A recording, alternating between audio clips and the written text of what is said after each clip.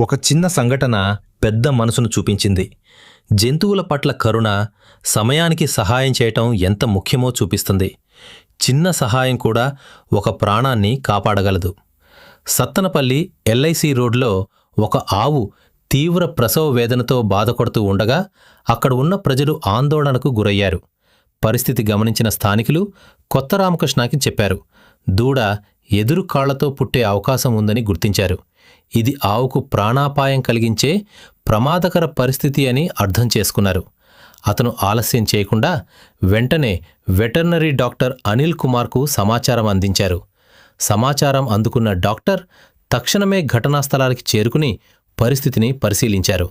తన అనుభవంతో, సమయోచిత నిర్ణయంతో ఆవుకు అవసరమైన వైద్యం అందించి జాగ్రత్తగా ప్రసవం జరిపించారు.